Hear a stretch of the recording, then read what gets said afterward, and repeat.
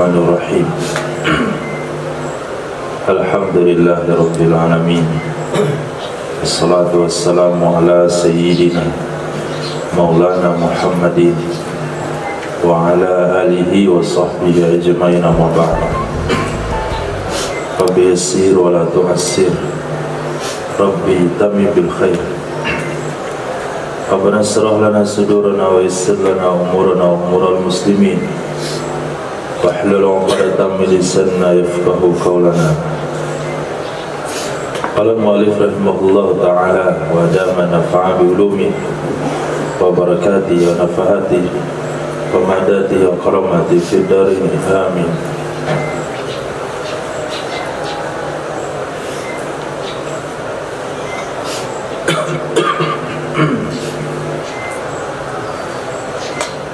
Wa idafatul ghayyi ilal khata', mengidafahkan kata-kata ghayyi kepada kata-kata khata' dalam bait nomor 2 dari bahasan sebelumnya. Fa yaqsimul afkara an ghayyil khata'i, itu dan itu termasuk dari idhofah am kepada khas, termasuk dari idhofah am kepada khas, mudhaf ke mudhaf ilaih. Yang am itu adalah ghayyi, yang khas itu adalah khata'. Karena ghayyi itu artinya sesat, sementara khata' adalah bahagian darinya sesat. Kemudian kata-kata musannaf andaki kil fahmi, andaki kil fahmi, dari yang halus pemahaman, itu adalah idhofah sifat kepada mausuf. Seharusnya adalah mudhaf ilaih adalah sifat, kemudian mudhaf adalah mausuf. Fahmi di sini masdar, tapi dengan makna isim maf'ul, dengan makna isim maf'ul, yaitu mafhum. Maka artinya adalah mafhumid daqiq, pemahaman yang halus. Mafhumid daqiq, pemahaman yang halus. Kemudian ghita, ghita itu dibaca dengan kasrah ghain, ghita maknanya adalah tutupan. Yaksiful ghita, membuka ia akan tutupan. Makna keseluruhannya tadi kan makna perkataan. Yaqsimul afkara an ghayyil khata'i wa an daqiqil fahmi yaksiful ghita. Nah, makna keseluruhan bait tersebut adalah anna man tamakkana min hadzal fanni, sesungguhnya orang-orang yang tamakkun, ia tamakkun itu artinya menguasai, tamakkun itu artinya mahir. Min hadzal fanni, dari ini cabang ilmu, yaitu ilmu mantik, itu saran nazari minal ma'anil mastura daruran maksufan wadihan lahu. Jadilah ilmu nazari, jadilah ilmu nazari, ilmu yang harus dipikir, ilmu yang harus dikaji secara mendalam, daripada ma'ani-ma'ani yang tertutup, daripada makna-makna yang tersembunyi, itu doruriyan, menjadi mudah, maksufan, terbuka, wadihan, jelas, lahu, baginya orang tersebut. Itu makna dari syair atau bait yang kedua tadi. Lihat baitnya, fayaqsimul afkara an ghayril khata', menjaga ilmu mantik akan pemikiran daripada kesesatan kesalahan dan daripada pemahaman yang halus yang membuka akan tutupan. Berarti orang yang menguasai ilmu mantik, maka ilmu yang harusnya nazari, yang harusnya dipikir, yang harusnya dipahami dengan cara merenunginya, bagi dia cukup ilmu itu menjadi ilmu doruri, menjadi ilmu mudah, ilmu terbuka, ilmu yang jelas di cabang ilmu ma'ani. Wa hadza amrun musyahad, ini adalah perkara yang disaksikan di lapangan. La yuhtaju li bayanin, tidak perlu dijelaskan lagi. Mungkin pada saat itu bisa ditunjuk sosoknya, bisa ditunjuk individunya. Siapa yang menguasai ilmu mantik, dia tidak terlalu sulit.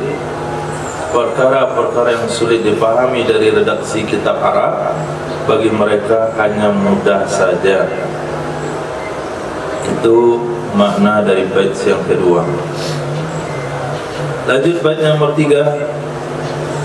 Fahaka min usulihi qawaida tajma'u min fununihi fawaida. Haka itu isim fi'il dengan makna khudh, dengan makna khudh, ambillah olehmu. Qawaida itu makmulnya. Nah, qawaida adalah makmulnya, ambil olehmu akan qaidah-qaidah. Sementara min usulihi itu adalah irabnya hal, hal dari kalimat qawaida. Sedangkan min adalah min tab'idiyah, min tab'idiyah, artinya khuz qawaida hiya ba'du usulihi, ambil olehmu akan qaidah-qaidah yang bermula dianya qaidah adalah sebahagian dari usulnya ilmu mantik. Artinya ambil olehmu qawaidahu, qaidah-qaidahnya ilmu mantik, rumus-rumusnya, aturan-aturannya. Idil qaidah wal aslu bimakna wahid, karena qaidah sama asal itu dengan satu makna. Qaidah sama asal itu dengan makna yang sama. Apa itu usul atau qaidah? Wa huwa, dan dianya adalah amrun kulliyun yantabiqu ala jami'i juz'iyatihi, perkara yang kulli, perkara yang umum, yang mencakup di atas seluruh bahagian-bahagiannya, itu namanya qaidah. Qaidah fikih, berarti qaidah yang mencakup di atas seluruh bagian fikih. Al-aslu baqa'u makana ala makana, boleh dipakai kepada fikih ibadah, ke fikih muamalah, ke fikih pernikahan, ke fikih jinayah. Jadi dia adalah amrun kulli, dia mencakup kepada seluruh bahagian daripada cabang ilmu tersebut. Nah, aslu juga mana yang sama.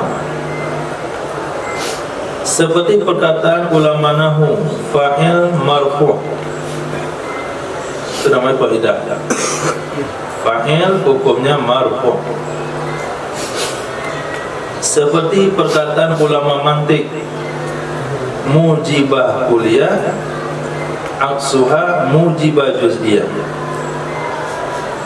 Mujibah kulliyah kebalikannya adalah mujibah juz'iyah.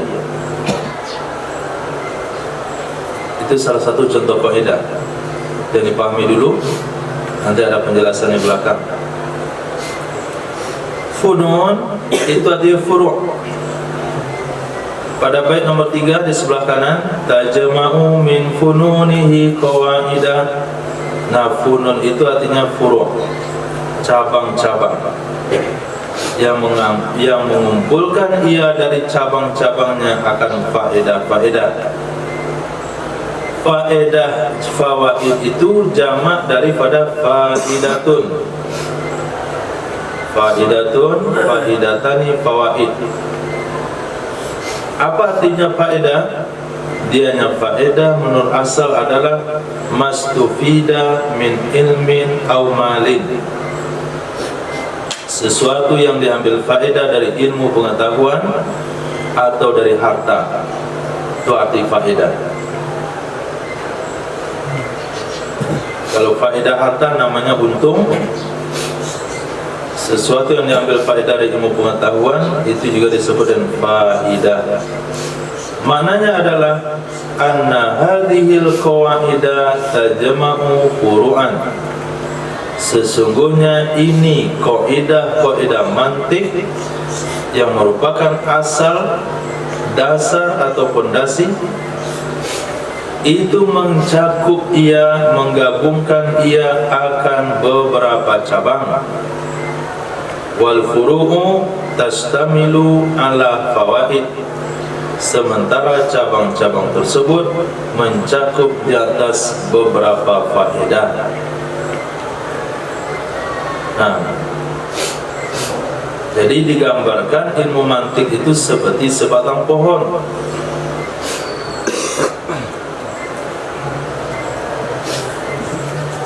Bukan sebatang pohon, beberapa batang pohon. Karena usulnya tadi bukan asli tapi usul. Dari beberapa batang pohon itu, setiap batangnya memiliki beberapa cabang. Setiap cabangnya memiliki beberapa buah. Setiap cabangnya memiliki beberapa buah. Nah, itu baru kata pengantar. Samaituhu bisulamil munawraki yarqa bihi sama'u ilmil mantiki.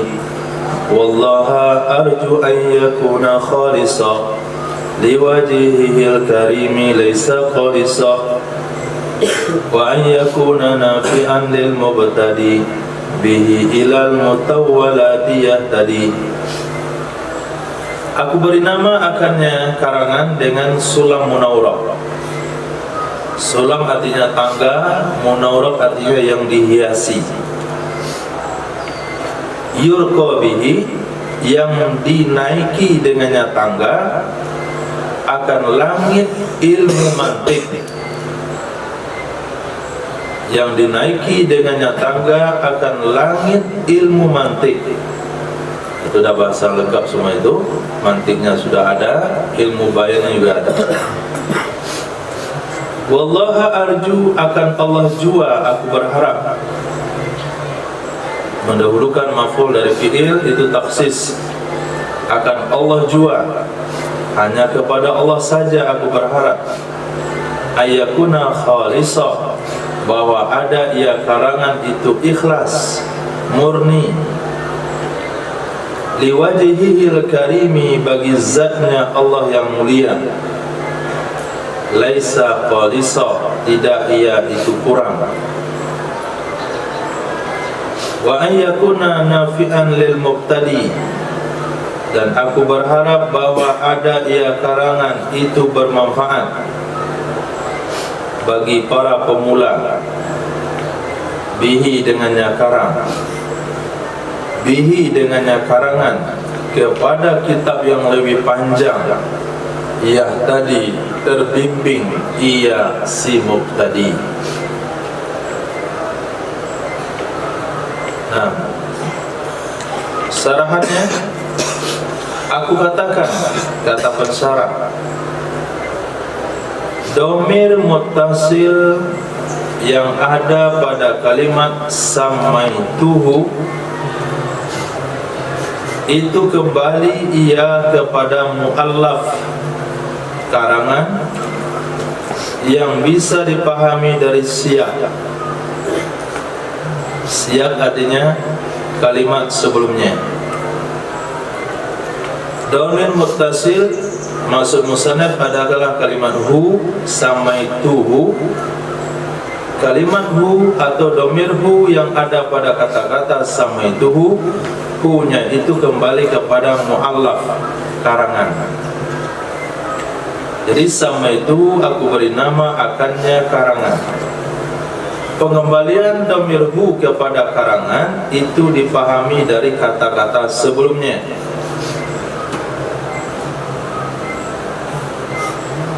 Nah, dari kata-kata sebelumnya,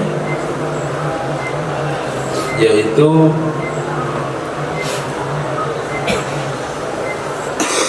wal ba'du fal mantiqu lil janani nisbatuhu kan nahwi lil lisani. Nah, dari rangkaian kalimat tersebut, fakhuz min fahaka min usuli qawaid tajma'u min fununihi fawaid. Dari kata-kata itu menunjukkan bahasanya ada sebuah karangan.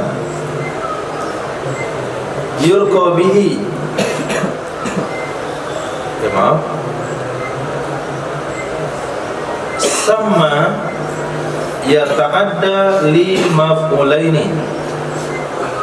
Kata-kata sama itu muta'addi ia bagi dua maf'ul. Kalimat sama yaitu samaituhu itu muta'addi dua maf'ul. Dia termasuk fi'il yang menasabkan dua maf'ul. Lil awali binafsi, bagi maf'ul pertama dengan dirinya sendiri. Maf'ul pertama dengan dirinya sendiri tanpa bantuan huruf jar, itu maksudnya maf'ul binafsi.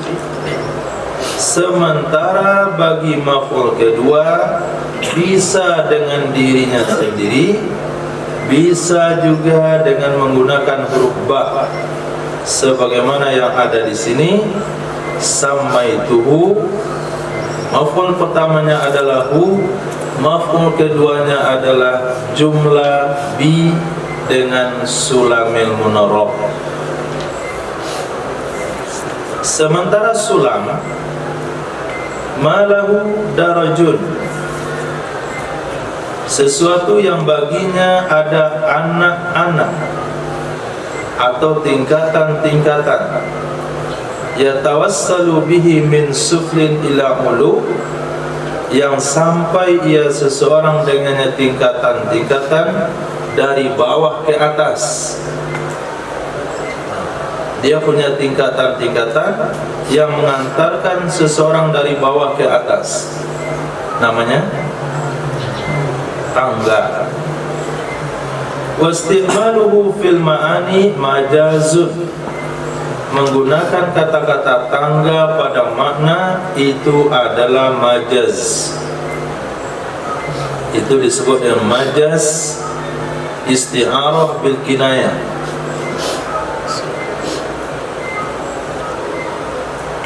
Nah, majaz isti'arah bil kinayah. Nah, kalau majaz tidak dibahas ilmu mantik, majaz dibahas dalam ilmu bayan. Sudah dibaca kan? Bayan sudah? Sudah belum? Belum juga. Kemudian munawwarah. Munawwarah itu dengan mendahulukan nun, bukan muwannarah,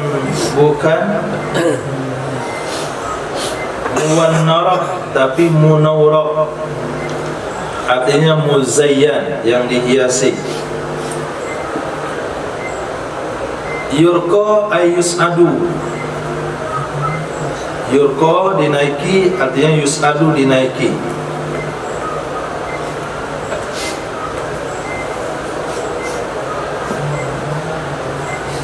Kalimat ilmu mantik, nampak? Jadi metode kitab ini adalah membahas perkata, makna perkata, selepas itu makna secara umum. Ilmil mantik ada pada bait pertama bagian akhir, yurqabihi sama'u ilmil mantiki.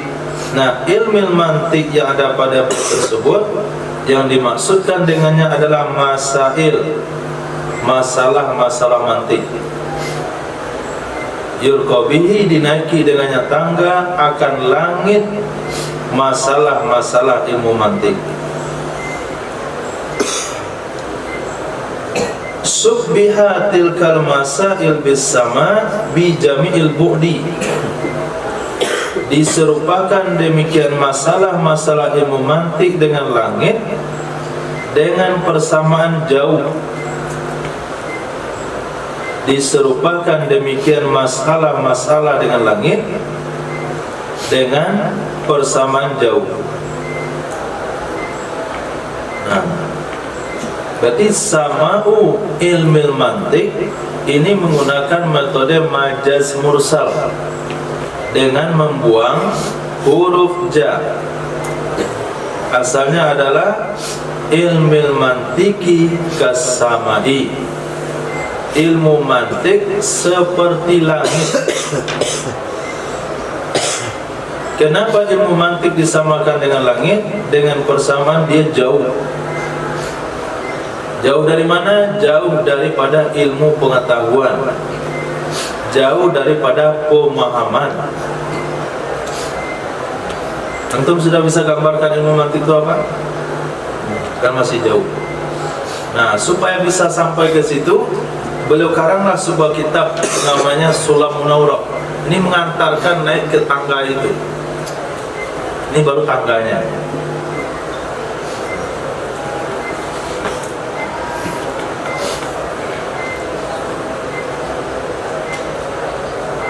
Wal makna.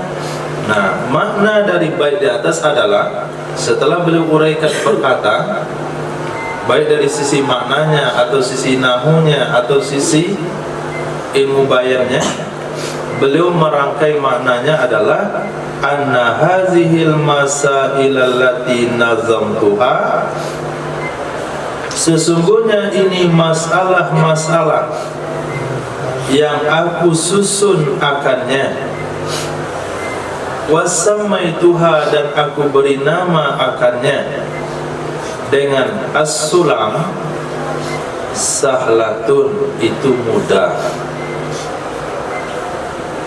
Yatawassalu biha, yang sampai ia seseorang dengannya kemudahan kepada masalah-masalah yang jauh, yang sulit.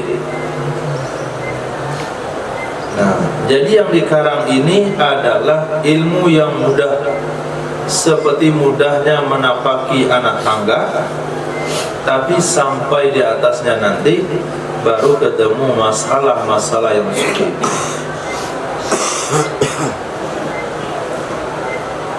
Artinya kitab ini betul-betul untuk pemula. Summa talaba minal maula subhanahu wa ta'ala an yakuna ta'lifu hadzal kitab khalisan minar riya. Pada bait yang kedua, wallaha arju an yakuna khalisan, itu bermakna kemudian menuntut, meminta yang musannaf dari Maula Allah Subhanahu wa ta'ala bahwa adalah karangan, bahwa adalah mengarang ini kitab itu murni dari riya, bahwa adalah mengarang ini kitab itu murni dari riya. Faqala, maka berkata yang musannaf, wallaha arju, hanya kepada Allah aku berharap. Ilah, sampai akhir, artinya uammilu, aku berharap. Kemudian ada kalimat di sana liwajhihil karim, bagi wajahnya Allah yang mulia. Wajah di situ artinya zat. Kemudian ada kalimat qoliso. Arti qoliso adalah nakis. Summa talaba minhu, kemudian meminta yang musannaf darinya Allah subhanahu wa ta'ala ayyamfa'a bihi mubtadi, bahwa memberi manfaat ya Allah subhanahu wa ta'ala dengannya karangan akan pemula, wa an yatawassala bihi ilal kutubil mutawwalat, dan bahwa sampai ia pemula dengannya kitab yang beliau karang kepada kitab-kitab yang panjang lebar pembahasannya. Faqala, maka berkatalah musannaf, wa an yakuna nafi'an lil mubtadi bihi ilal mutawwalati yahtadi. Nah, mubtadi yang ada pada kalimat tersebut adalah man laisa lahu qudratun ala taswiri masailil fani alladhi yuqra'u fihi. Mubtadi adalah orang-orang yang tidak ada baginya kemampuan untuk menggambarkan masalah-masalah ini cabang ilmu yang sedang dibaca padanya. Itu namanya mubtadi. Seseorang laisa lahu qudrah, tidak punya kemampuan ala taswiri, untuk membayangkan, menggambarkan masalah-masalah cabang yang sedang dibaca padanya. Zahra, fikih, apa saja yang dibahas dalam fikih? Apa lagi? Apa lagi? Apa lagi? Apa yang dibahas dalam tauhid?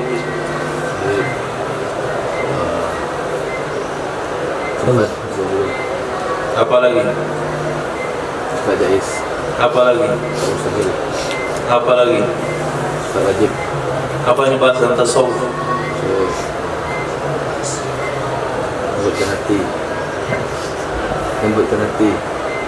Membuka hati, mengalir juga. Apa lagi?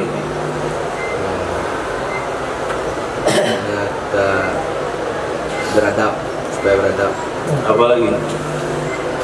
Supaya kita berkasih sayang. Apa yang dibahas dalam ilmu mantik? Tidak ada gambar. Itu nama mubtadi. Kalau fikih ada gambarannya. Oh, ini yang dibahas wudu, solat, ibadah, muamalat, muasyarah, nikah, kawin, cerai, talak, semuanya lengkap. Tasawuf, qanaah, zuhud, sabar, kemudian khusyuk, kemudian wara, kemudian ini dan ini. Tapi disebut ilmu mantik, apa yang dibahas? Wallahu a'lam.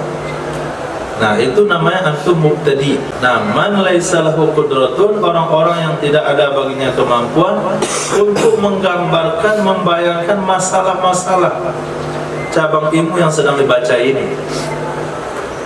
Fa in qadara ala dzalik, kalau dia mampu di atas demikian, dia bisa membayangkan masalah yang dibahas, yaitu qadiyah sughra, qadiyah kubra, kemudian natijah, kemudian kuliah, kemudian juz'iyat, kemudian apa lagi? Nah, kalau bisa dia gambarkan masalah yang dibahas, berarti dia mutawassit, itu penengah SMP, sekolah menengah pertama, mutawassit. Wa in qadara ala iqamati daliliha, kalau dia mampu menegakkan dalilnya, bisa mendatangkan contohnya, maka dia muntahin. Muntahin itu sudah suhunya. Muntahin artinya orang dah sampai ke ujung.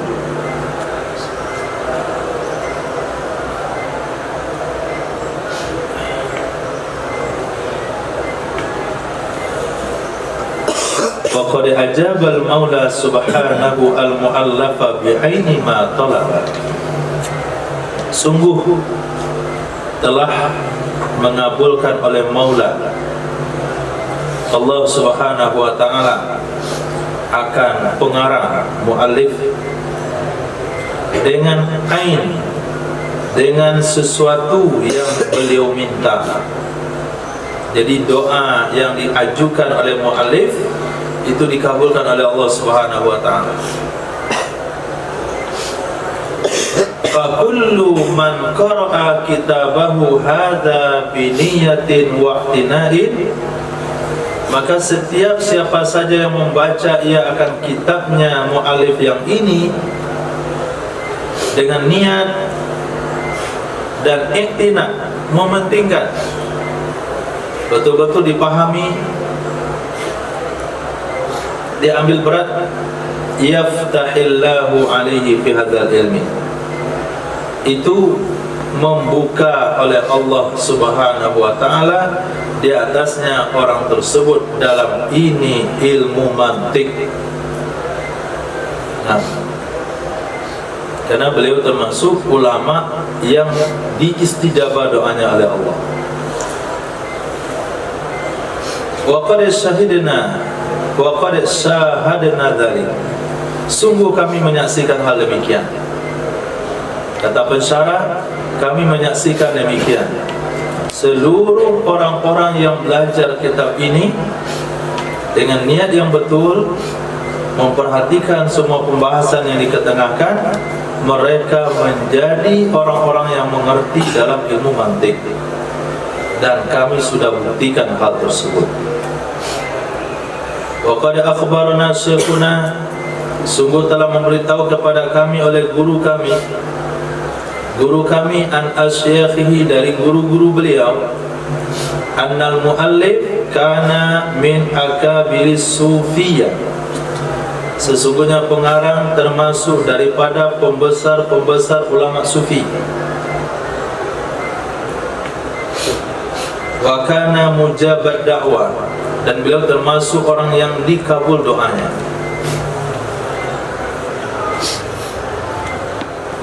Selama antum hidup, bisa tunjukkan siapa orang yang dikabulkan doanya oleh Allah yang antum kenal? Tidak ada.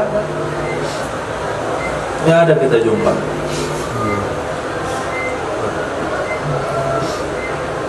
Rahimahullah, semoga merahmati akan beliau oleh Allah, wa nafa'na bi barakatih, dan Allah memberi manfaat kepada kita dengan keberkahan beliau.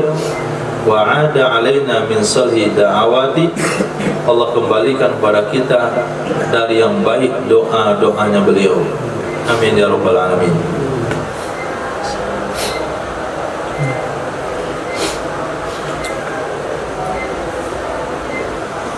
Nah, itu belum masuk dan memantik, masih kata pengantar. Sekarang tentang hukum mempelajarinya. Ini pembahasan terakhir untuk pengantarnya. Faslun fi jawazil istighali bihi, tentang bolehkah menyibukkan diri dengan ilmu mantik, bolehkah mempelajari ilmu mantik.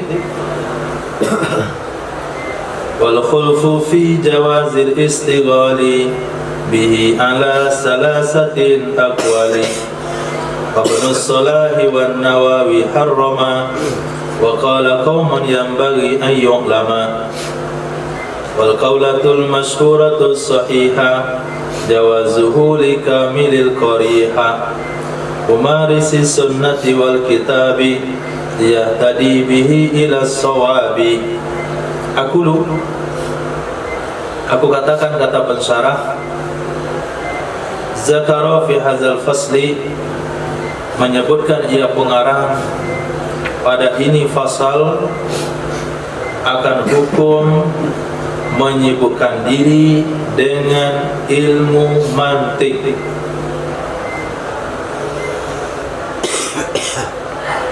Kenapa mesti kita mengetahui hukum mempelajari ilmu mantik?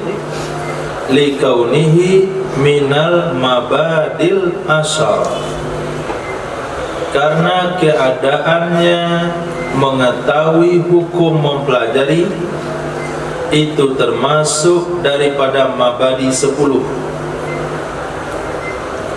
allati yambaghi, yang sepantasnya likulli syari'in, bagi setiap orang yang masuk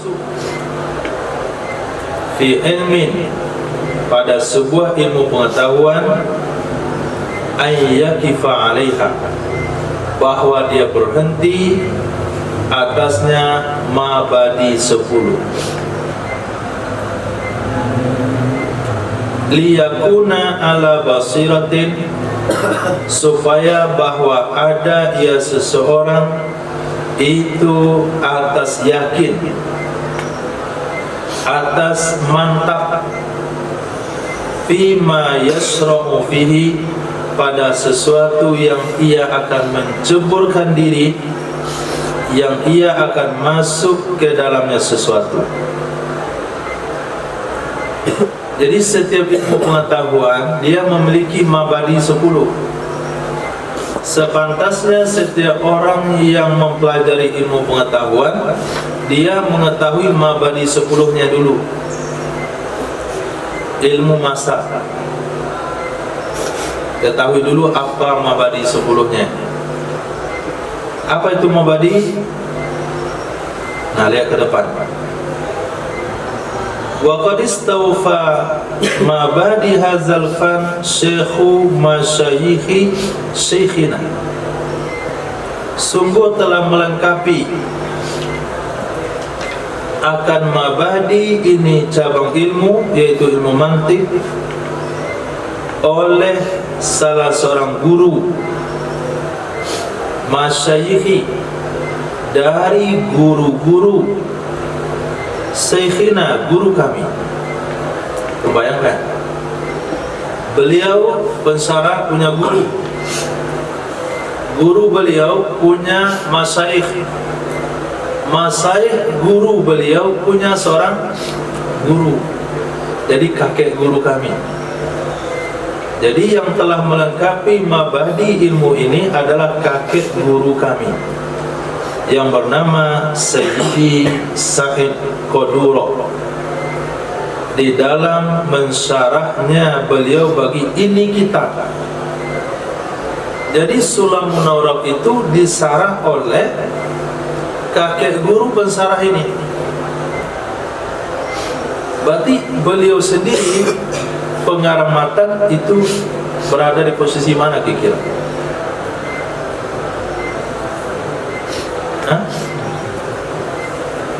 Terlalu jauh dari pensyarah. Kakek guru dari pensyarah ini itu sudah mensyarah kitab matan ini.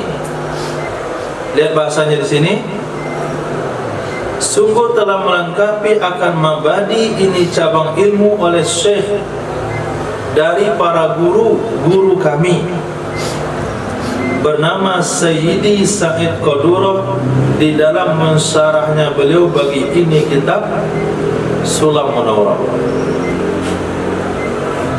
Faminha, di antara mabadi 10 adalah nama. Apa nama ilmu yang kita pelajari itu harus tahu dulu. Wa qad taqaddama anna hadzal ilma yusamma mantiq.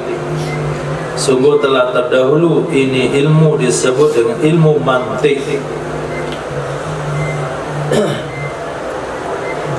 Wa yusamma mi'yarul ulum. Ada juga yang memberi nama dengan mi'yarul ulum, timbangan para ilmu. Mantik itu adalah timbangan seluruh ilmu. Banyak dia punya ilmu agama tapi tidak mempelajari mantik, dia nggak punya timbangan. Nah, banyak dia punya barang jualan di pasar tapi nggak punya timbangan, maka nggak serasi. 5 orang beli cabai sama-sama 1 kilo, ke 5-5-nya nggak sama. Kenapa? Nggak punya timbangan. Ada juga yang menyebut dengan ilmu mizan, ilmu menimbang. Nah, itulah ilmu mantik, ilmu menimbang. Wa minha, yang kedua, mabadi yang kedua adalah ta'rif, definisi. Waqad taqaddama ta'rifu hadzal ilmi fi syarhi. Sungguh telah terdahulu definisi ini ilmu dalam kitab syarah. Apa definisinya kemarin? Mantik adalah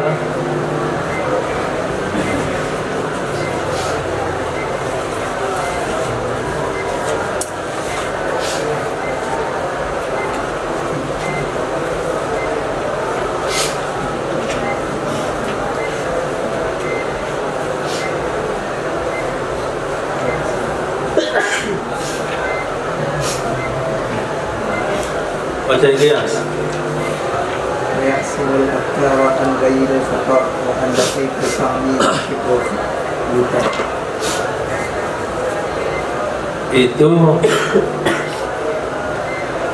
Itu kan definisinya, itu kegunaannya. Misalkan bilang di dalam syarah antum bacain mata, telah terdahulu definisinya di dalam syarah, jangan cari di mata, dalam syarah. Fahuwa qanunun taqsimu mura'atuhu az-zihna anil khata'i fi fikri. Itu definisinya. Halaman 12. Halaman 12. Alinea terakhir. Baris ketiga. Sama kitab kita beda? Beda? Hah? Ini ada 11. Itu halaman 11. Nah, dikasih garis.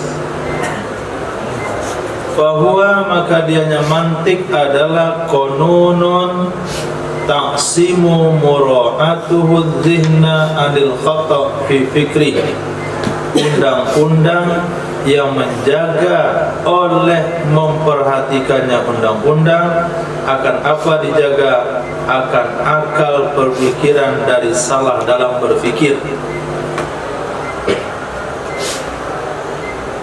Nah, ini dalam masalah dalam apa? Di saat sekarang mereka menyebut ilmu filsafat. Nah,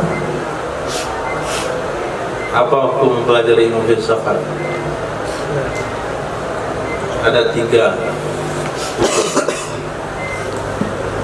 Nah,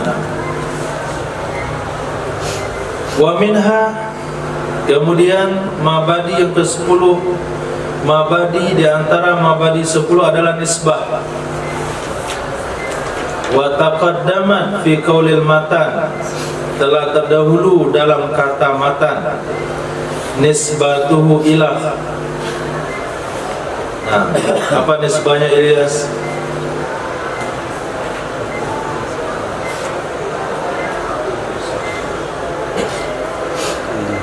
Nah, nisbatuhu kan nahwi lil lisani fal mantiku lil jinani. Nisbatuhu kan nahwi lil lisani. Mantik itu bagi akal pemikiran sama dengan ilmu nahu bagi lidah. Orang yang tidak belajar ilmu nahu, lidahnya tidak akan pandai baca kitab tak berbaris. Orang yang akalnya tidak punya ilmu mantik, maka hasil pemikirannya tidak benar. Sebagaimana lidah yang tidak belajar nahu tidak benar dalam memberi baris kitab. Begitulah hasil pemikiran dari orang-orang yang tidak punya ilmu mantik. Untuk contohnya, itu yang pakai peci merah putih. Nah, dengan dia ngomong,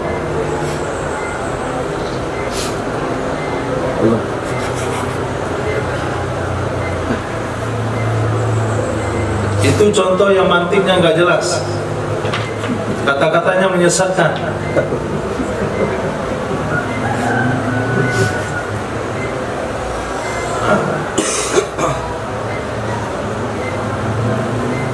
Itu tahu kan? Itu memantik nggak jelas.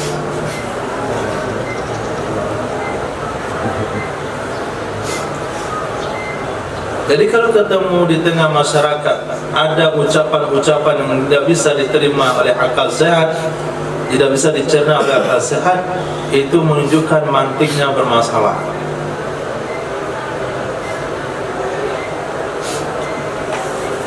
Kemudian di antara mabadi adalah hukum. Wa zakarahul musannifu fi hadzal fasli, menyebutkan akannya hukum oleh musannif pada ini fasal. Wa baqiyatul mabadi fi sahil mazkur, sisa mabadi yang lain ada di syarah yang disebutkan tadi. Jadi setiap ilmu itu memiliki 10 mabadi. Pertama, kita harus mengenal dulu ilmu apa yang sedang kita pelajari.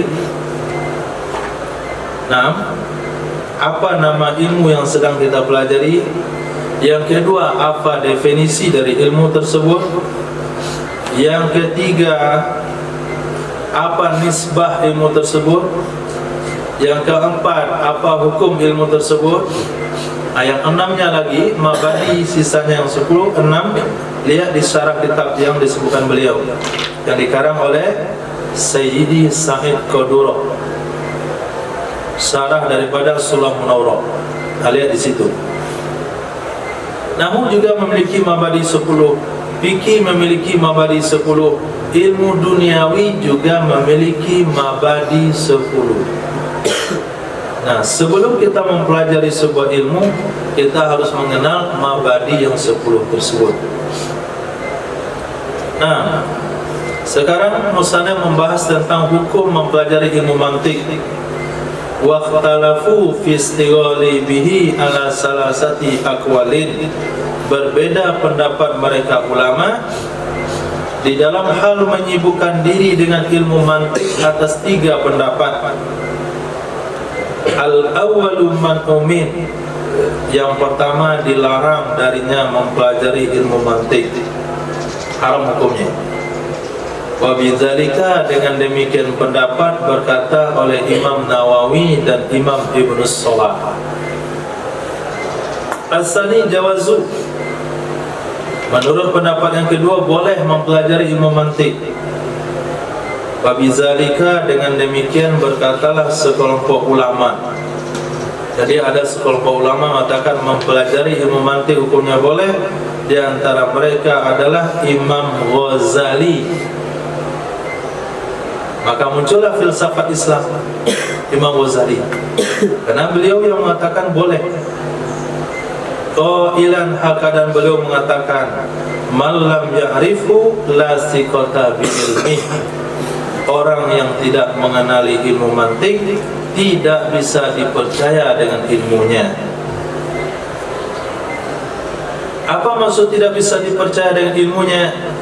La ya'manu zuhulu anhu indal ihtiyaji ilaih, tidak aman, hilang atau lalai, lupa darinya ilmu ketika memerlukan kepadanya ilmu, karena tidak ada kaidah-kaidah yang membatasi ia akannya ilmu. Itu makna orang yang tidak mempelajari mantik tidak bisa dipercaya ilmunya. Maksudnya ketika ilmunya diperlukan, dia tidak bisa menghadirkan, karena dia tidak punya kaidah yang mengikat ilmu tersebut. Sama dengan antum menghafal hukum-hukum fikih.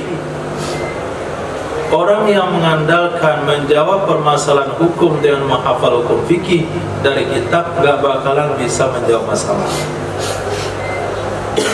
Apa ya? Lupa saya. Itu jadi. Tapi orang-orang yang menguasai kaidah fikih, dia akan bisa menghadirkan hukum kapan saja.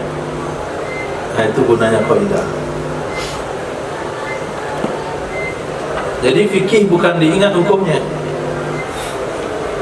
Nah, tapi fikih itu diikat, hukumnya terikat dengan kaidah-kaidah yang ada. Jadi tinggal menghafal kaidahnya. Nah, begitu juga dalam ilmu mantik.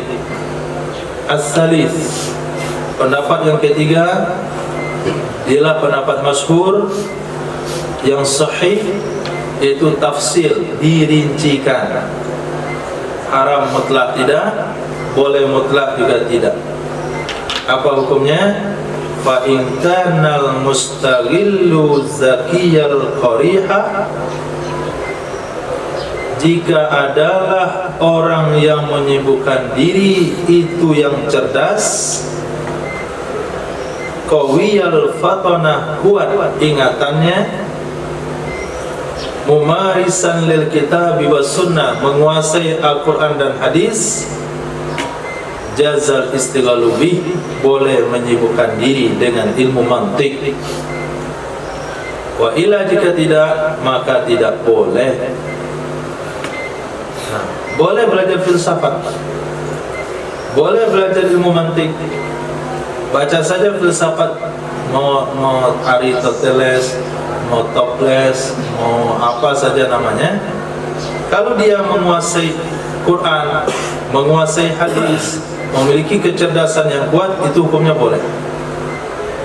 Kenapa? Dia tidak akan terpengaruh dengan buah pemikiran orang tersebut, karena dia punya pengendalinya, itu Al-Quran dan hadis. Wa ila, jika tidak, Al-Quran tidak mengerti, hadis tidak paham, lalu baca filsafat, lahirlah seperti ghafara yaghfiru ghufranaka rabbana wa ilaikal masir.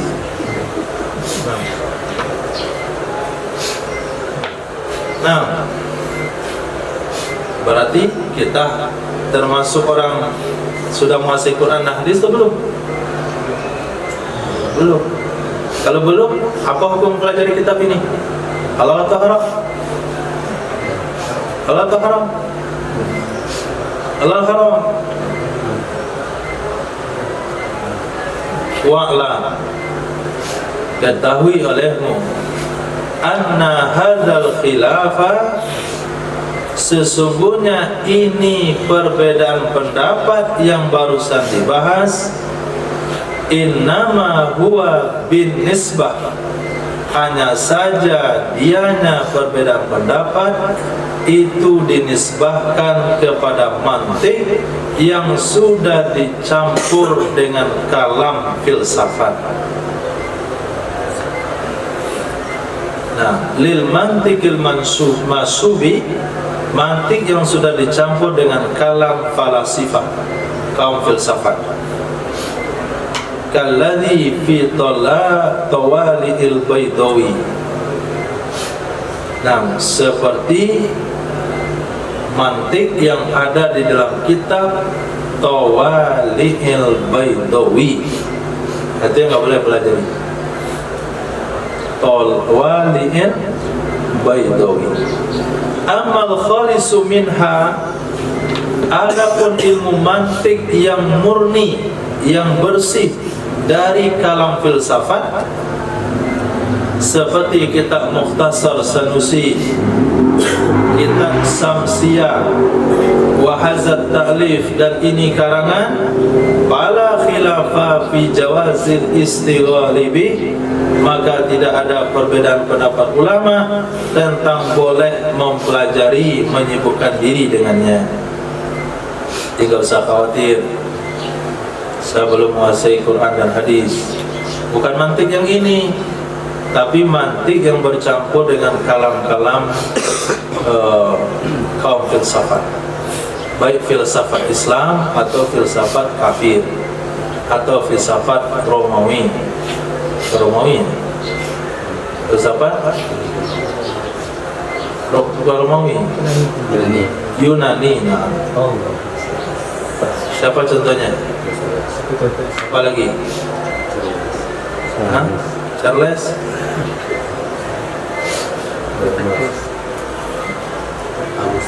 Resoles?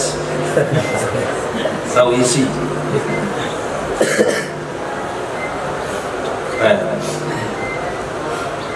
Bal la yab'adu an yakuna al-istighalu bihi fardu kifayatin.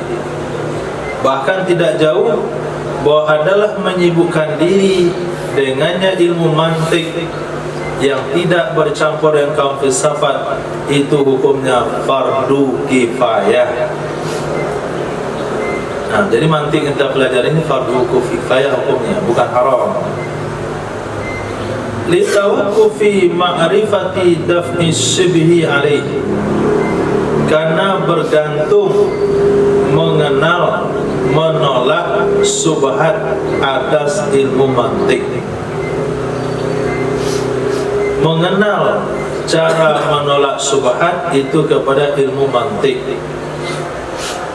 Wa minal ma'lumi annal qiyama bihi fardu kifayah, di antara yang diketahui sesungguhnya bertanggung jawab dengan ilmu mantik, mengambil andil dengan ilmu mantik hukumnya fardu kifayah. Wallahu a'lam.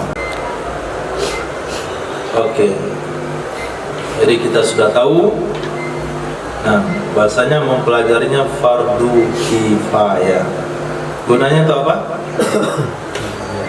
Untuk menata pemikiran, jangan salah dalam menyimpulkan. Nah, anwa'ul ilmil hadis, pembagian ilmu yang baru.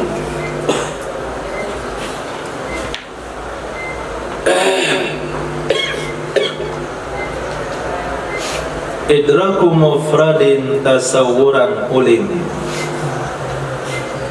mengetahui mufrad dikenal akan ia dengan tasawur. Wadarku nisbatin, dan mengenal nisbah, bitasdikin wusim, dengan tasdik dikenal akan ia. Wa qaddimil awwala indal wad'i, dahulukan ilmu yang pertama yaitu tasawur ketika wada', li'annahu muqaddamun bit-tabai, karena mendahulukan tasawur didahulukan dengan cara tabiat. Wan nazari mahtaja lit-ta'ammuli, ilmu nazari adalah sesuatu yang memerlukan untuk berfikir. Wa absuhu, dan sebaliknya ilmu yang tidak perlu dipikirkan dia namanya doruriyul jali. Doruri jali, 1 tambah 1 2, itu namanya doriru. Doruri, ilmu yang mudah, jali yang terang. Wa ma bihi ila tasawurin usil, sesuatu yang dengannya kepada tasawur disampaikan, yud'a, disebut dengan kaulin sya'id. Fal tabtahil, maka berharaplah kamu. Wa ma li tasdiqin bihi tuwsila, sementara sesuatu untuk tasdik dengannya sampai, untuk tasdik dengannya sampai, bi hujjatin yu'rafu indal uqala, dengan hujjah dikenal akan dia menurut orang yang berakal.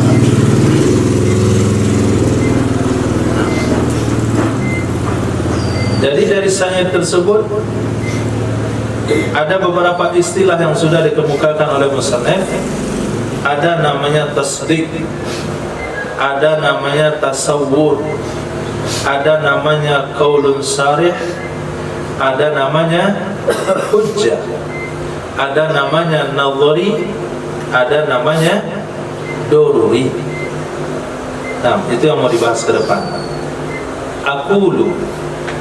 Aku katakan. Lafaz anwa, ada lafaz anwa di mana? Anwa'u ilmil hadis.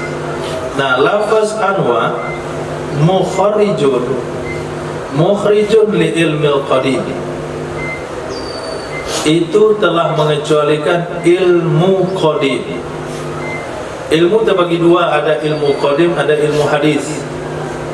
Ilmu qadim adalah ilmu Allah yang tidak ada awal bagi ilmu tersebut. Ilmu yang tidak diawali oleh ketidaktahuan itu namanya ilmu qadim. Sementara ilmu hadis adalah ilmunya makhluk. Nah, kata-kata anwa itu sudah mengecualikan ilmu qadim. Kenapa? Fa innahu la tunawwa'u fihi. Sesungguhnya ilmu qadim itu tidak dibagi-bagi padanya ilmu qadim. Sesungguhnya ilmu qadim itu tidak dibagi-bagi padanya ilmu qadim. Kalau antum masih mengingat pembahasan wahdaniyah pada sifat Allah, di sana ada namanya wahdaniyah pada zat, ada wahdaniyah pada sifat. Wahdaniyah pada zat artinya zat Allah. Tidak ada zat yang menyerupai zat Allah. Zat Allah tidak berdiri dan tidak terdiri pada organ tubuh. Ini namanya wahdaniyah pada zat. Sementara wahdaniyah pada sifat maknanya adalah tidak ada makhluk yang memiliki sifat Allah. Kemudian makna yang kedua pada wahdaniyah pada sifat adalah sifat Allah itu tidak memiliki, sifat Allah itu cuma satu, tidak dua. Ilmu Allah satu, haya Allah satu, kudrah Allah satu, iradah Allah satu. Artinya tidak berbilang-bilang pada sifat Allah. Nah, pengetahuan tersebut menyambung dengan pembahasan ilmu mantik.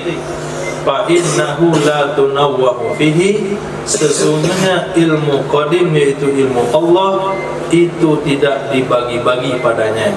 Ilmu Allah cuma tunggal.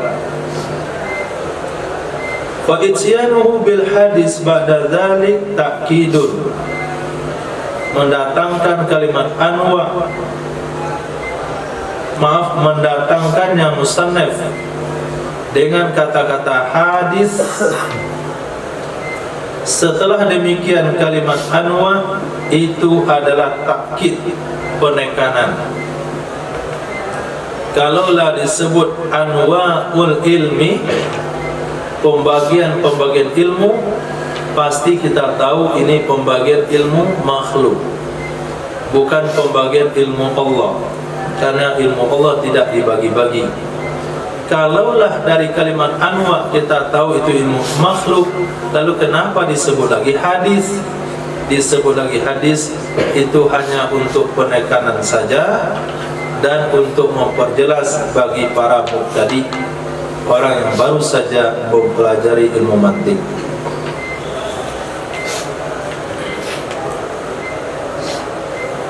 Ini menyedot suara.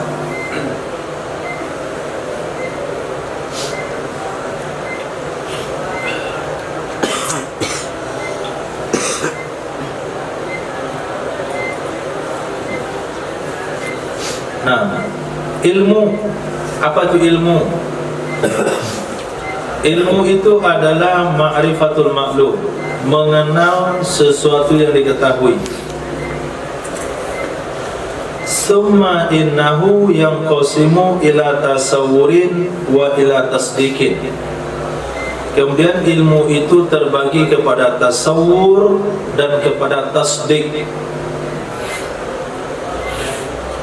Wa kullu minhuma ila darurin wa ila nazarin.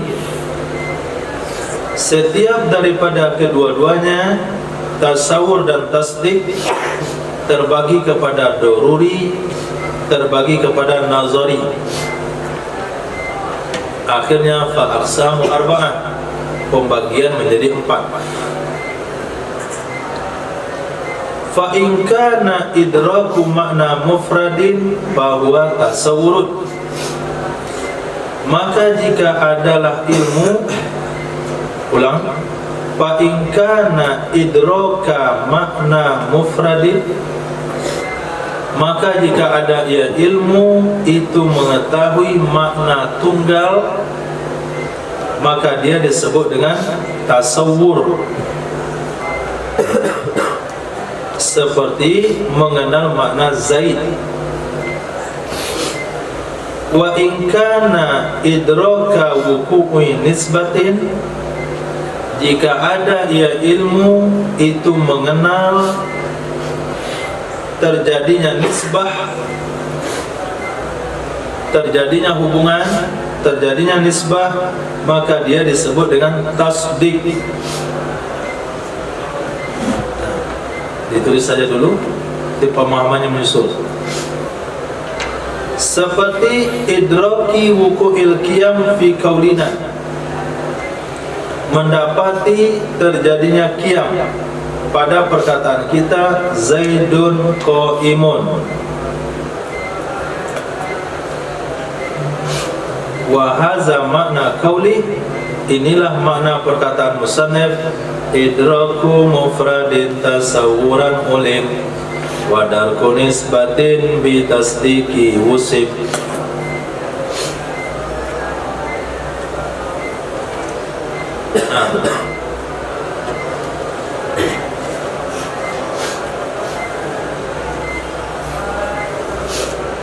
Zaid, Zaid, apa yang terbayang? Nampan. Suatu benda bulan terbayang, itu namanya apa? Tasawwur. Jadi apabila diungkap satu kata, maka yang ada di kepala kita adalah gambaran. Tapi apabila diungkap rangkaian kata, maka yang terbayang di otak kita adalah benar atau tidak. Betul begitu? Yang gua aja. Ini udah mulai mantik nih. Kalau disebut satu kata, yang terbayang di benak gambaran, betul nggak? Tapi apabila disebut dua kata, yang terbayang di otak adalah benar atau tidak. Let's speaker. Apa yang kebayang? Benda. Itu namanya tasawwur. Maka mengenal kalimat tunggal disebut dengan tasawwur, karena yang ada di benak adalah gambaran. Lespeker meledak.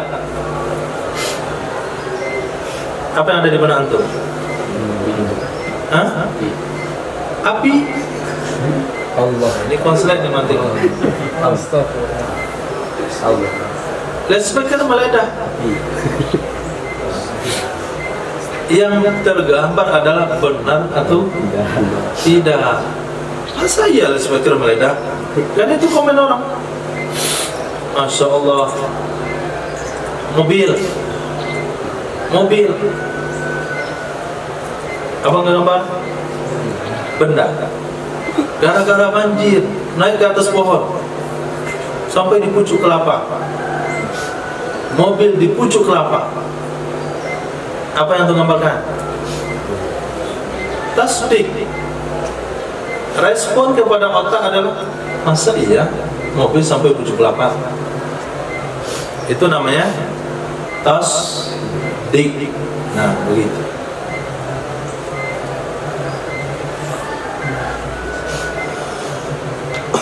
Sudah paham nanti?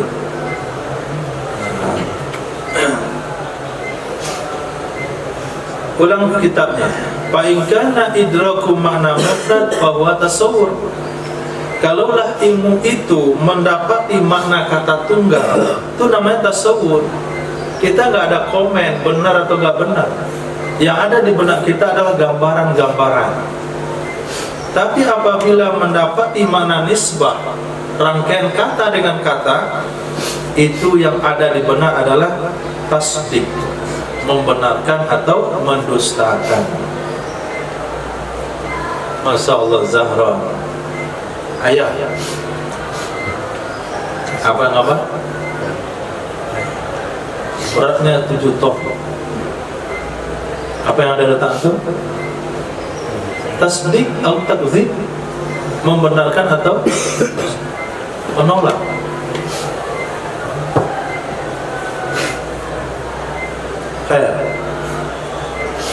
Maka pada kalimat Zaidun qa'imun, lanjut. Maka pada kata-kata Zaidun qa'imun istamala ala tasawwurati arba'ah.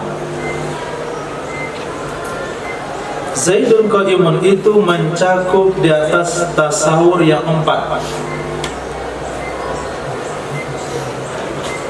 Yang pertama namanya tasawur maudhu'. Dianya tasawur maudhu' adalah si Zaid. Yang kedua namanya tasawur mahmul. Dianya tasawur mahmul adalah qa'imun. Yang ketiga namanya tasawur nisbah bainahuma, menggambarkan hubungan antara keduanya si Zaid sama qa'imun, yaitu tasawur ta'alluq mahmul dengan maudhu'. Yang keempat namanya tasawur wuku'iha.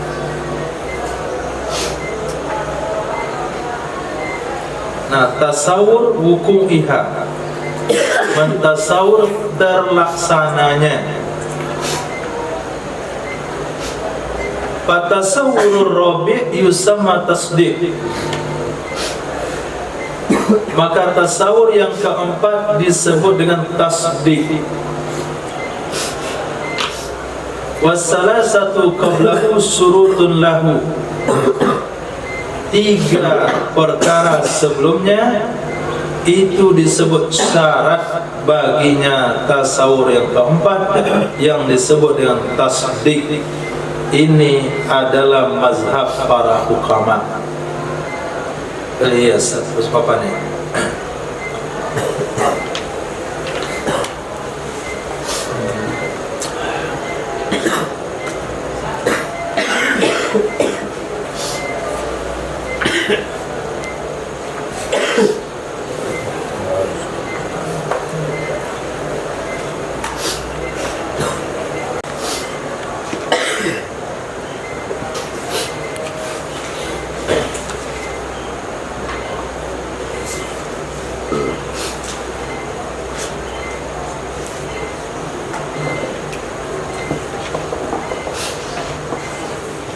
Ilmu terbagi 2, ada tasawur dan tasdik.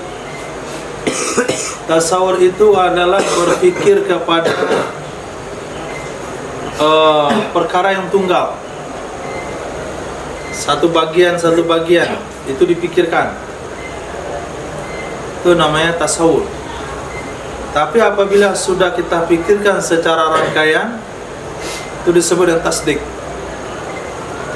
Tasawur ini nanti dibagi pada 2. Ada tasawur nazari.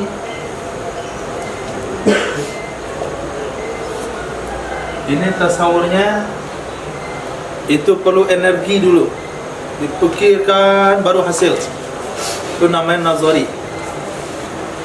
Yang kedua daruri.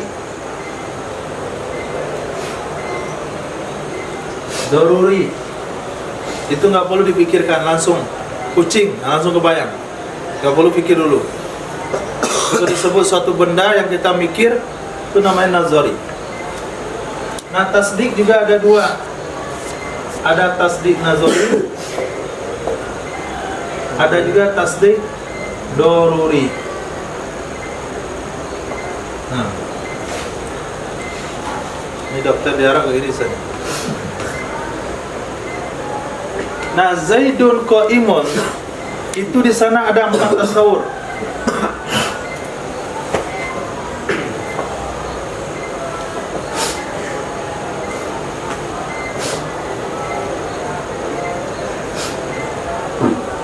Zaidun qa'imun ada 4 tasawur. Apa tadi artinya tasawur? Memikirkan Kalimat yang tunggal. Nah, sekarang pikirkan Zaid. Zaid saja. Ini disebut dengan tasawur. Hah? Apa? Doruri. Innalillah. Maudhu. Itu dia. Tasawur maudhu. Mikirin si Zaid namanya tasawur maudhu. Mana tulisannya? Ini saja.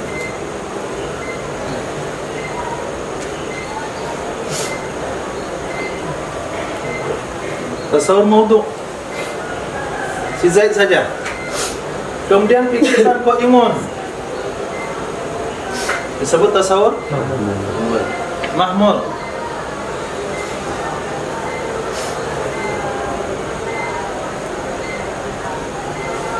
Oke. Sebelum dilanjutkan, pahami dulu kata maudhu.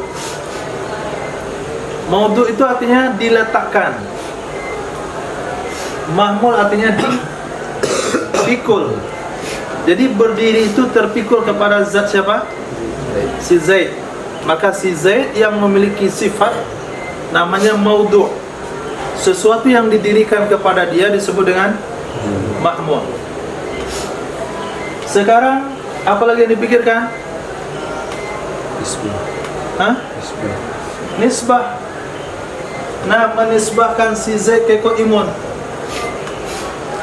Zaid berdiri. Si Zaid berdiri.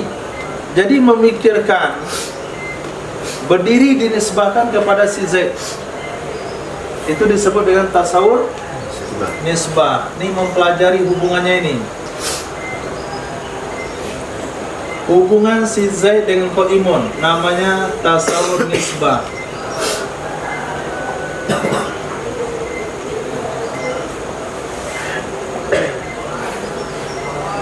Kira-kira perlu dipikirkan tasawur nisbah? Hah? Nggak perlu dipikirkan karena daruri. Tapi kalau sekiranya antum jalan-jalan ke Ragunan di situ, kemudian antum masuk ke area sirkus, selepas di situ ada sebuah permainan, pemimpin atau pemain sirkus mengatakan kita akan suruh belut ini nanti berdiri. Nah, kita akan buat belut ini berdiri. Di sana baru antum berpikir, mana belut berdiri? Itu namanya tasawur nisbah. Tapi ketika dikatakan si Zaid berdiri itu nggak perlu pikirkan lagi, langsung keterima oleh otak. Itu namanya tasawur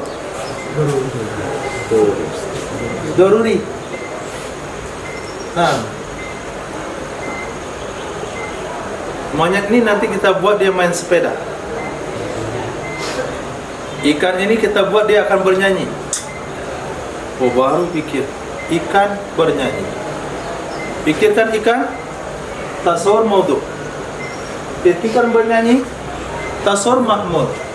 Gabungkan ikan dengan bernyanyi, baru tasawur nisbah.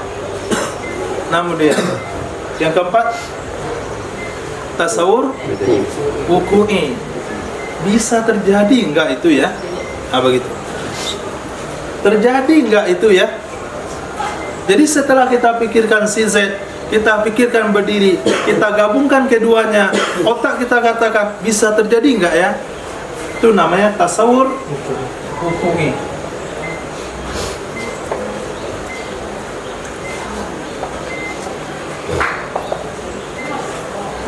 Nah, tasawur wuku'i. Bisa dipahami? Kata berpidato. Kata tasawur berpidato. Hubungannya hasilnya wuku'i. Terjadi enggak ya? Itu namanya tasdiki. Nah, tasawur tasdiki, tasawur wuku'i ini disebut dengan tasdiki.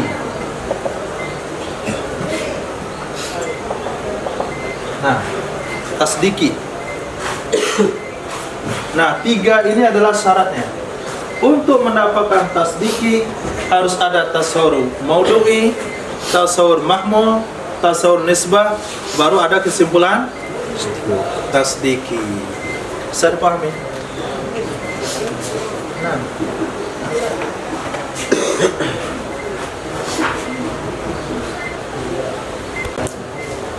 kadang-kadang orang salah menyimpulkan. Bulan terbelah.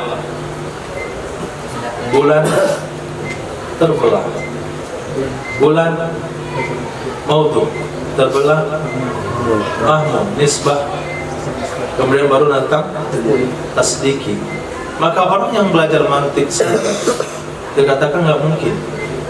Tapi kalau orang punya Quran dan hadis, dia ada sesuatu yang lebih keren daripada mantik, yaitu qudratullah. Subhanallah wa bihamdihi, asyhadu an la ilaha illa anta, astaghfiruka wa atubu ilaik. Subhanaka rabbil izzati amma yasifun, wa salamun alal mursalin, alhamdulillahi rabbil alamin.